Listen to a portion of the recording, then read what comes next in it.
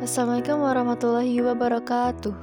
Selamat siang teman-teman. Di sini saya Rifatul Ulia dengan NIM 2321019 dan teman saya Zulhana Isnahumairah dengan NIM 2321029 akan sedikit menjelaskan tentang asesmen formal pendidikan anak usia dini. Nah, sekarang apa aja sih yang mau kita bahas dalam asesmen formal ini? Selain pengertian terkait asesmen formal itu sendiri, nah kita juga akan mempelajari tentang karakteristik asesmen formal. Kemudian kita juga akan mempelajari tentang kelebihan dan kekurangan dari asesmen formal. Sudah siap teman-teman? Mari kita mulai. Oke, yang pertama kita akan pelajari pengertian dari asesmen formal. Asesmen formal merupakan suatu teknik pengumpulan informasi yang dirancang untuk mengidentifikasi dan merekam pengetahuan serta keterampilan peserta didik. Atau mudahnya biasa kita pahami dengan ujian, tes, atau penilaian yang dilakukan di sekolah pada umumnya. Nah, asesmen ini dilakukan untuk mengidentifikasi dan merekam seberapa jauh pengetahuan dari peserta didik itu sendiri. Nah, pengumpulan informasi atau cara mengidentifikasinya itu melalui beberapa cara seperti tes atau ujian dan juga penilaian-penilaian yang dilakukan oleh pendidik pada peserta didik. Nah, dari asesmen formal itu nantinya akan muncul beberapa standarisasi tes atau tes standar yang biasanya dilakukan, yaitu antara lain ada tes intelijensi, minat, bakat, kepribadian, ataupun yang lainnya.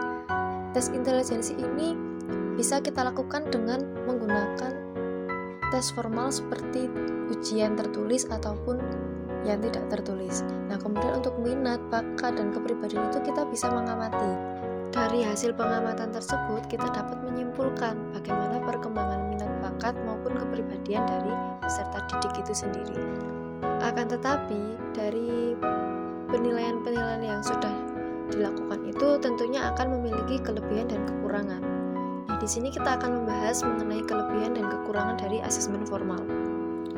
Langsung saja pada kelebihan dari asesmen formal.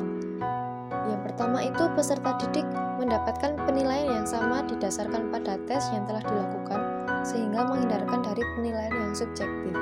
Jadi, semua peserta didik itu sama rata. Dalam segi penilaian pun mereka tidak dibeda-bedakan. Antara murid yang satu dengan murid yang lainnya itu sistem penilaiannya itu sama dan yang diujikan pun sama, tidak berbeda-beda.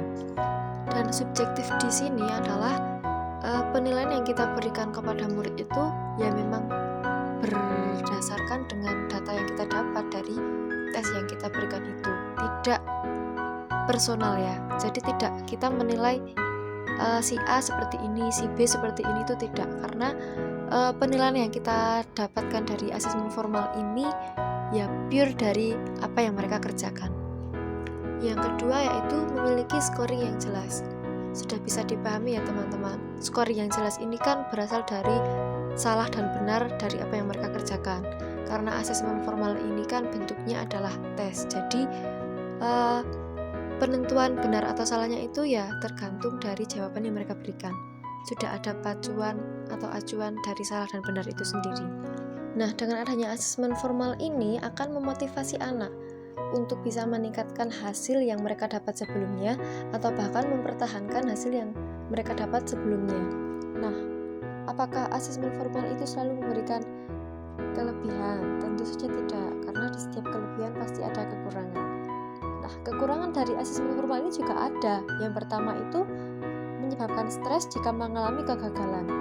Nah, ketika kok si anak itu tidak mencapai target yang mereka inginkan atau tidak mencapai target yang mereka harapkan, maka mereka akan merasa gagal dan mereka mungkin bisa saja stres karena mungkin juga mendapatkan tekanan dari orang tua.